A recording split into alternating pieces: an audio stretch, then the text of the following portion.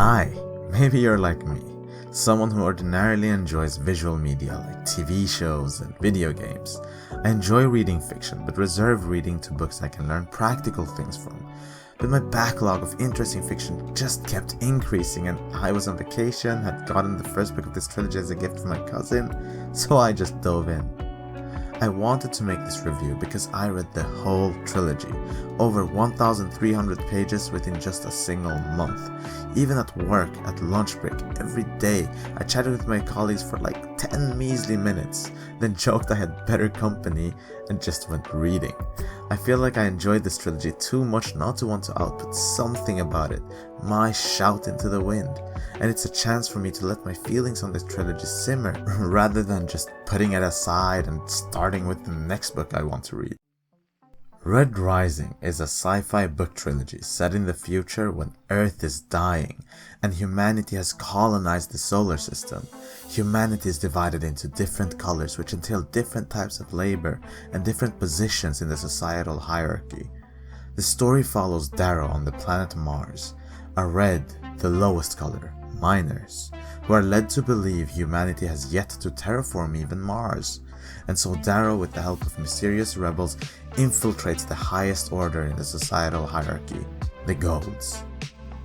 I'll have a spoiler-free part and a spoilery part. I'll tell you when the spoilers start rolling in. Red Rising, yeah. Let's dig into this red meat, bruh. A red among golds, plodding to the foe. Darrow, bold as he's cold, the Reaper's coming, his tale is old. Boom! Oh, that nigga crashed! Hey, somebody call ambulance! Psych! That's not what we cold are told. What are you doing? Hey, get out of here! Hey, next up for real, go on! It was such a damn entertaining read. Purely entertainment-wise, I felt a strong-ass 9, especially for a bloody, gory damn book. It was a buffet of so many twists and turns, served at a brisk pace. I felt only the first 40 to 50 pages may have been a bit slower, but then the pages flew by and I was hooked, line, sinker and goldfish brain. And the writing not being difficult at all to follow certainly had a hand in that. The plot paints one event after another of Darrow's infiltration into the Golds. Darrow's directive in the first book is to become a so-called peerless Skard among Golds, a special breed of Gold who are to become the leaders among men. The process to become a peerless Skard is gruesome and reminiscent of the Hunger Games. It's been a decade since I read and watched the Hunger Games, and I remember really liking those books, but Red Rising in comparison feels darker, more mature, and far more deliberate in shaping leaders of humanity. Here's a quote from the book concerning the Hunger Games-like event happening in the book. "This valley was humanity before Gold ruled, fractured, disunited even in our very own tribe. They want us to go through the process that our forefathers went through, step by step.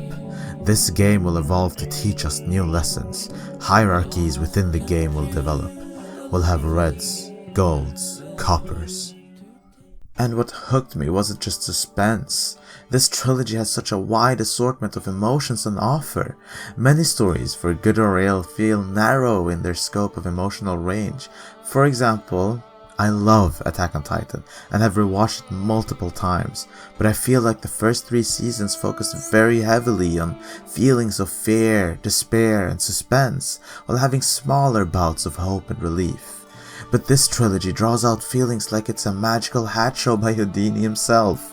The printed letters induce equal parts fear, intimidation, suspense, shock, relief, serenity, laughter. I cracked up innumerable times while reading and my colleagues chuckled at me for it. Feelings of loyalty for friends, madness, badassery, romance, betrayal, faith in others' potential, and oh so much more. There were many times when I felt such awe at what had transpired I had to lift my gaze from the pages and just let the feelings set me adrift. And of course, who drives the plot and sparks the feels, if not the characters that inhabit these pages?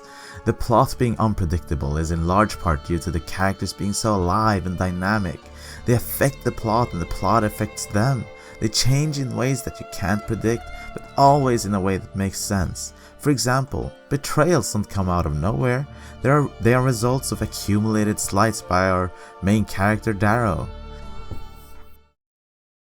We encounter characters of many different colors in a rich multitude of planets and moons, which expands the world building.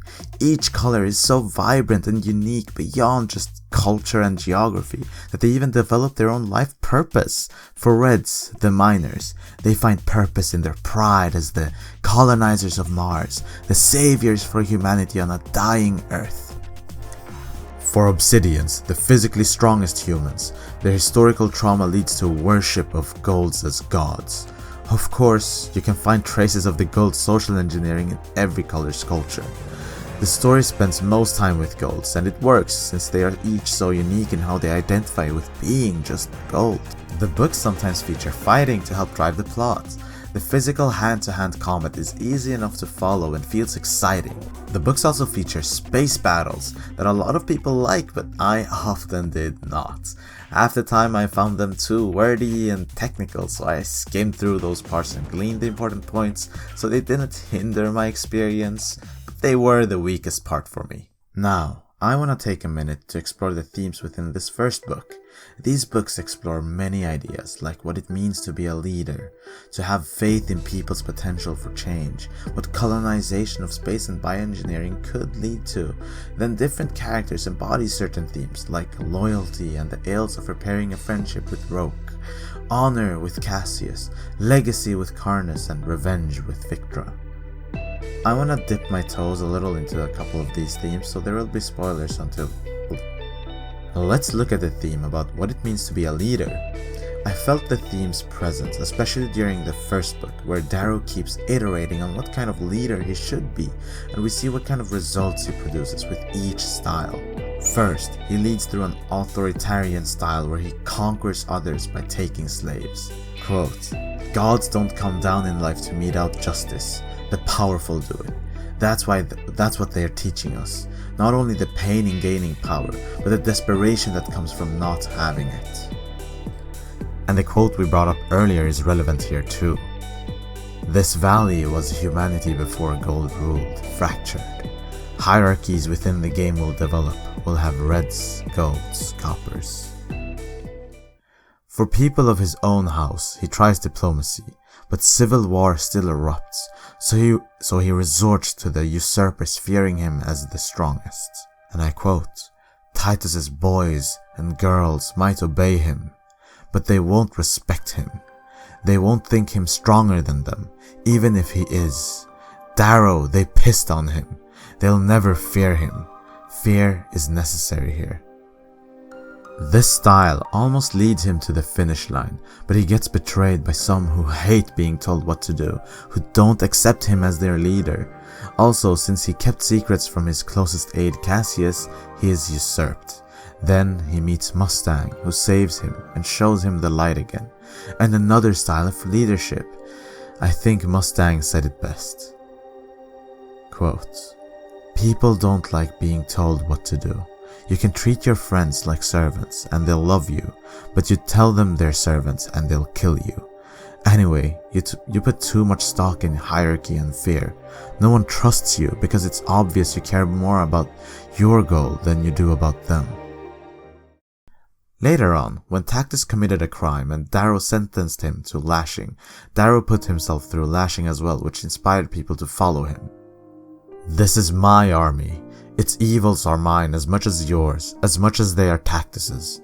Every time any of you commit a crime like this, something gratuitous and perverse, you will own it, and I will own it with you, because when you do something wicked, it hurts all of us." Then we have a theme about faith in people's potential. We see it with Tactus, Roke, Cassius, Ragnar, Mustang, Antonia to varying degrees. Sometimes that faith is repaid, and sometimes it's replaced with even greater disappointment. Yet Darrow keeps believing in their potential. It's part of his attempt to reach a genuinely better society. By seeing how the individual can change, his hope for a better society increases. Adjacent to this is a theme about repairing broken friendships, which we see to varying degrees with Cassius, Roke, Mustang, and Severo. I find Darrow's conflict with Roke to be the most interesting. Darrow and the reader explicitly makes note of Roke's increasing dissatisfaction, which is a contrast to other stories where I feel the dissent would only be hinted at. Yet Darrow has other priorities and doesn't fully commit to mending his bond with Roke. He makes attempts at mending, but they don't instantly heal the wounds, and in the end, Roke does choose to betray Darrow. And Roke puts it well. And this is a quote that has lingered on my mind for a long time. It goes, quote, "Friendships take minutes to make, moments to break, and years to repair." We'll talk again soon. Man, we've reached the end of this review. I set out to make this to let my feelings on these books simmer, and now I realize what a journey it's been. This trilogy just had a bit of everything. It felt so rounded. This tale feels like an epic. It's such a roller coaster ride, and the ending feels satisfactory. My eyes were glued to the pages as the enthralling themes about leadership and faith made my synapses fire on all cylinders. Only time will tell how much they stick with me, but because of their uniqueness, I think they will. What other books should I read next? Comment your suggestions down below. And HBO or any of your other money-allergic networks better give me an adaptation. It is mandatory to my continued existence.